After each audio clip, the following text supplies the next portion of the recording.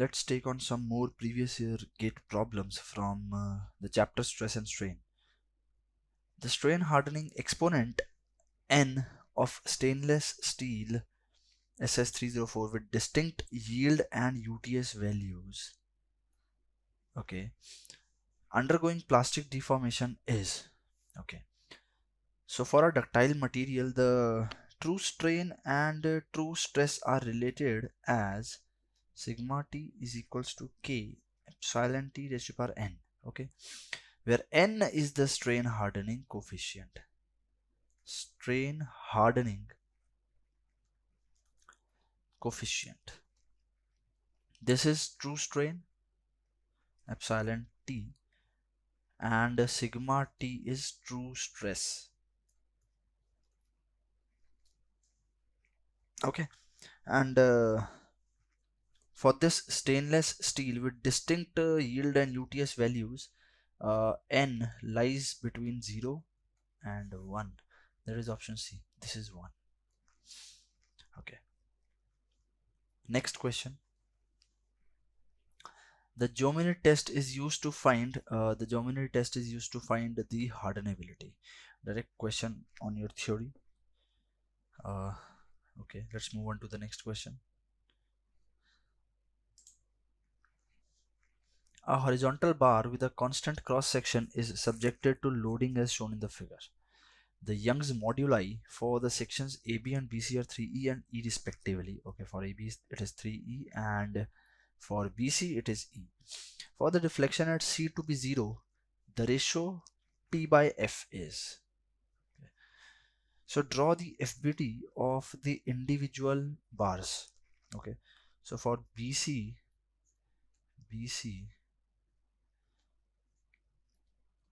there will be one force F and it will be in tension, and for this AB bar the FBT will be like this. So there will be, this is P acting and the opposite direction here, and F. So this will be FBT of AB and BC. Okay, now they have said that for the deflection at C to be 0, what is the ratio of P by F? Okay, so for deflection at C to be 0, can I say that delta AB plus delta BC should be 0? The sum of the deflections in AB and bar BC should be 0. Okay, this may expand, this may contract, whatever it may happen, but this point should not move. C point should not move. Okay, so I can say that the change in length in AB plus the change in length of BC should be 0. Okay, so the delta is actually given by PL by AE. Okay, where P is the force. Okay, for bar AB, the net force is F minus P. L A E is 3E here for AB bar, plus delta BC. For BC, P is equal to F L A and E. Young's modulus is equal to 0. Okay, so this gets cancelled out, 0 0 A also. That implies F minus P by 3 plus F is equal to 0. So that implies F minus P plus 3F is equal to 0, and 4F is equal to P, which implies that P by F is equal to 4. Okay, so the basic concept was that whether AB elongates or whether the length is reduced, but this C point should not move. Okay, AB can elongate or AB can its length can be reduced also, but the C point should not move.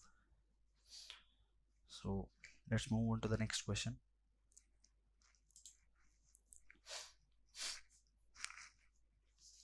A hypothetical engineering stress strain curve shown in the figure has three straight lines PQ, QR, RS with coordinates are given. Q is the yield point, R is the UTS point, and S is the fracture point. The toughness of the material in megajoule per meter cube. Okay, so on y-axis we have engineering stress in megapascal, and on x-axis it is engineering strain in percentage. Okay, so whatever be the value of the strain, I mean if you are taking 0.2 in the equation which you will be solving, it should be 0.2 upon 100 because this is strain percentage given. Okay, let's see in the question. So toughness is actually the area under the sigma versus epsilon diagram. Okay, so toughness is the area under the stress strain curve. Okay, so if I find the area under this curve PQ, QR and RS, I will be getting the toughness of the material. Okay, but you have to take care that you have to fill the answer in megajoule per meter cube. Okay, so here you can see that the engineering stress is in megapascal, so you can be sure that you will be directly getting the answer in megajoule per meter cube. Okay, now find the area of this curve. So first let be a dotted line here from Q to the x-axis, R to x-axis and S to the x-axis. Okay, so triangle, area of triangle PQ, and let it be A, this be B and this be C. So area under PQA plus area under QRAB plus area under RSBC is equal to toughness of material. Okay, so PQA is a triangle, area will be half into base into height. Base is 0.2 into height is 100 megapascal. Okay, but this is engineering strain percentage, so the strain value will be 0.2 divided by 100. Okay, plus QRAB is a trapezium, and we know that the area of trapezium is half into sum of parallel sides, that is 100 plus 140. 100 plus 140, so half into sum of parallel sides into height. Height in this case is AB, which is 0.4%. That means divided by 100. Okay, again RSBC is a trapezium, so the same formula is applicable, that is half into sum of parallel sides, that is parallel sides are RB and SC. RB is 140 plus SC is 130 into height. Height is BC, this is 0.2%, so strain value will be 0.2 upon 100. Okay, so I guess many students committed this mistake that they didn't see this percentage sign and directly took 0.2 value in this area equation. Okay, so let's solve this. Take this 100 common, and this 2 gets cancelled out with 50. This is 0.2 and this is 0.1. 100 I have taken common, so this will be 10 plus 48 plus 27. This is 85. Okay, so this becomes 85 by 100. Okay, 0.85 megajoule per meter cube, because the stress is in megapascal. Okay, so we'll directly get the answer in megajoule per meter cube. Okay, so many students, I guess they must have written the answer as 85 megajoule per meter cube because they didn't see this percentage sign in the x-axis. Okay, so this was the key point here. Okay, let's move on to the next question.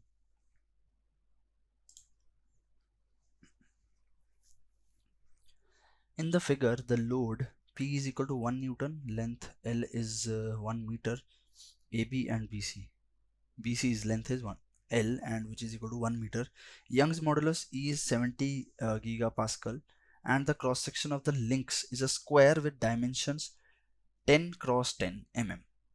All joints are pin joints. The stress in the link AB in Pascal is, okay, indicate compressive stress by a negative sign and tensile stress by a positive sign. Okay, they have given the sign convention also.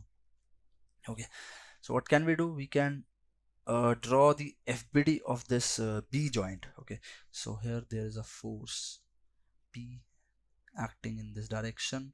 Let a tension, let the tension T1 in BC link and tension T2 in AB link.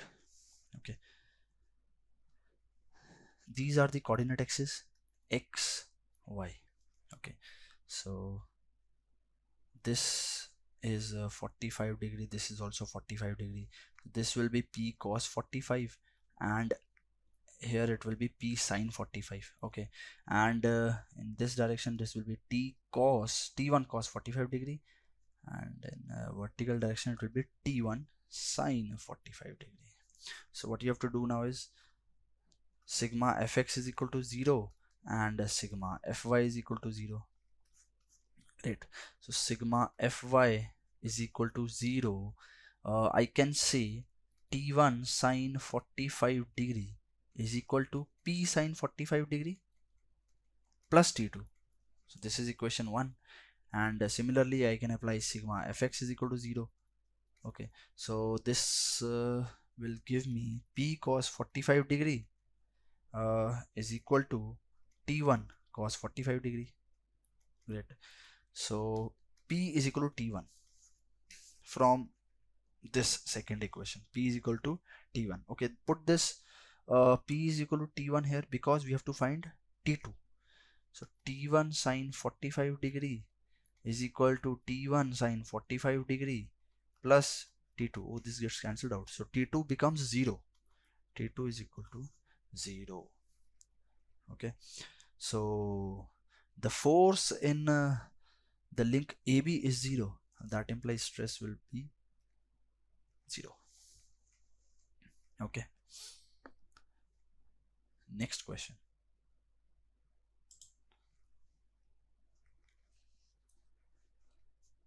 The next question is the state of stress is shown in figure and the same state of stress is shown in another coordinate system. Okay, so the components are given by, okay, so you have to find the components.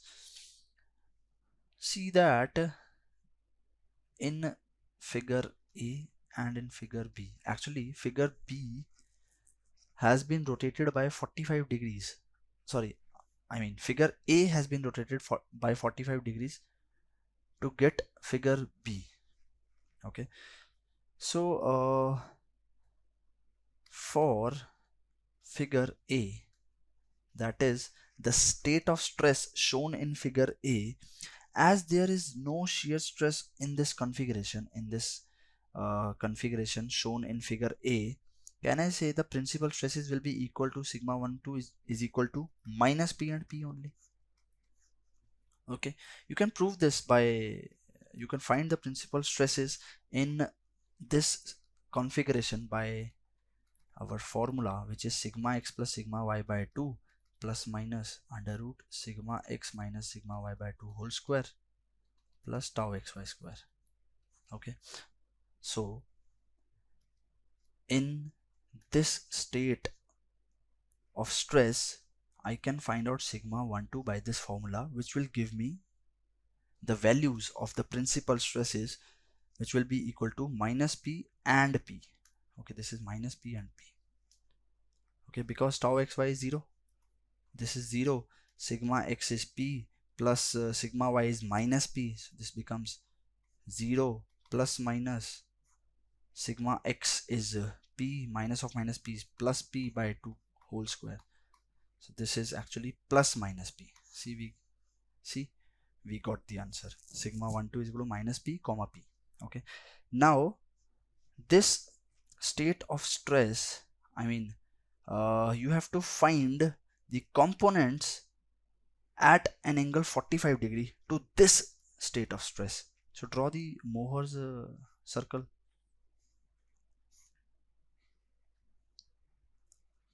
Okay, this will be the Mohr circle because sigma 1 is B and sigma 2 is minus B. Okay, for the state of stress given in diagram A.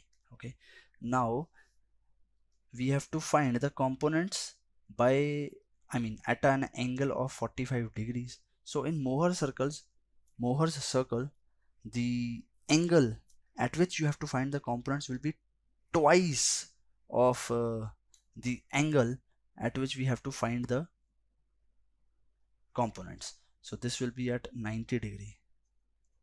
Okay, so at this point only tau xy is there, which is equal to the radius of the Mohr circle, which is equal to p. The other components are 0 at this point. This is at theta is equal to 0, this is at theta is equal to 90 degree. Okay, so the answer will be B. So you understood that why we have found the components at this point, because when you are asked to find the components of stress at an angle of 45 degree from the given state of stress in Mohr circle, we take twice of that angle. Okay, so that is why we have found out the components at an angle theta is equal to 90 degree, and at this point only tau xy is there, which is equal to the radius of this circle. Okay, and other components are 0. So option B will be our answer. Next question.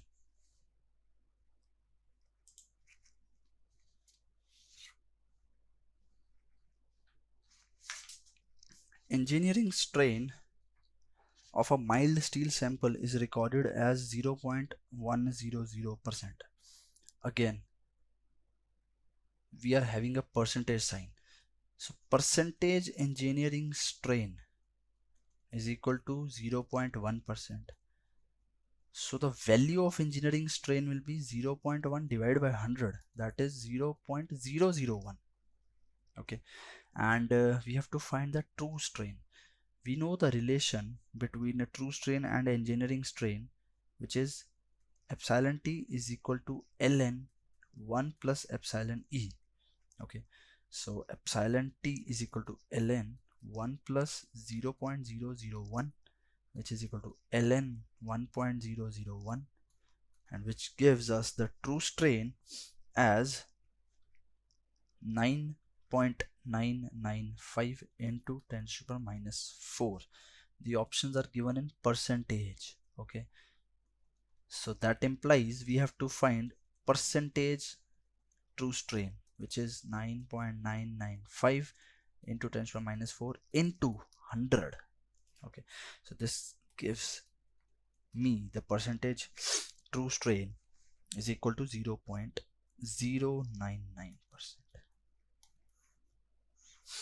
So the option is C. Okay, next question.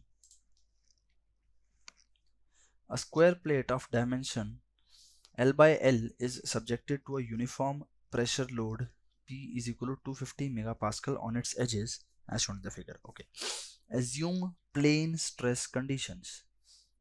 The assumption is given. The Young's modulus E is equal to 200 gigapascal.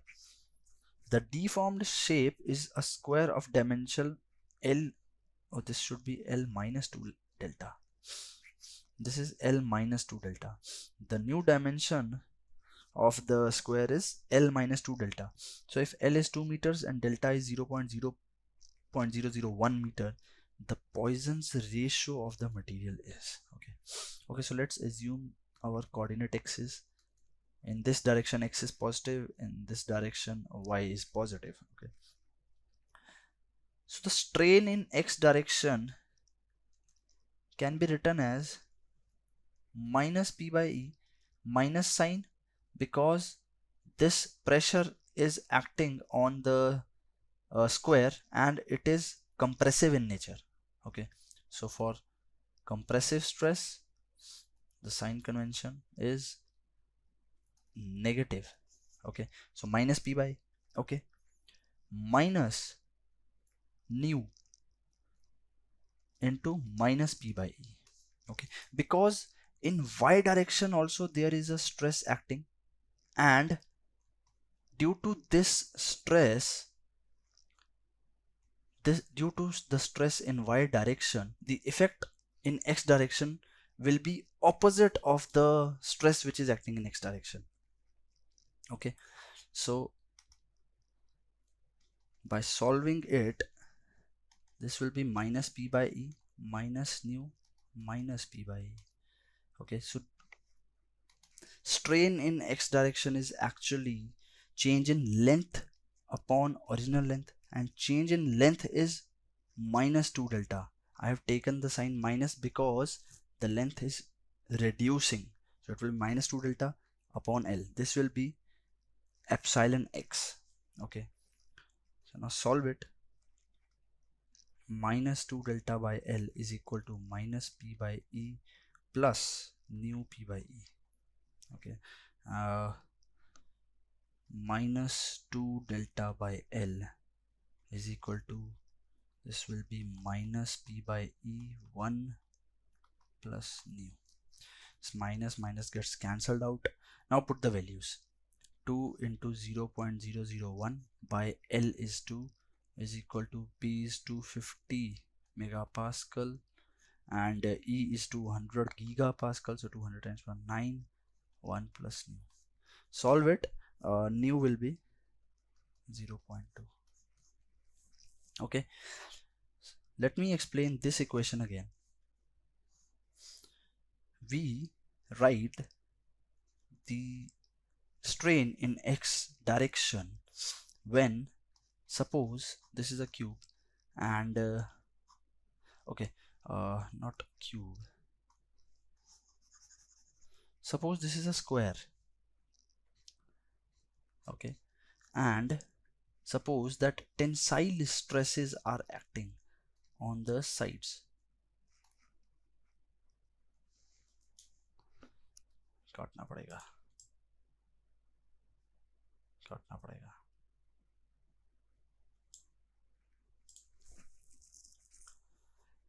यहाँ से cut लगाएंगे, दोबारा बोलेंगे, ठीक है। Okay, let me explain this equation again. Okay, suppose there is a square and tensile stresses are acting on all its side. Okay, so if we have to write the strain in x direction, what we'll be doing, we'll be doing this stress, we'll be considering this stress first of all, that is the stress in x direction. Okay, and due to this stress in x direction, the strain will be p by e. Okay, but due to the stress in y direction, there will be a lateral stress in x direction, which is actually written by minus nu into p by e. Okay, now I guess you will understand this equation more. All I have done is I have taken a negative sign with p because the stresses are compressive in nature. Okay, so now I think you will get this equation. Okay, so the key point here was to take care of the sign convention.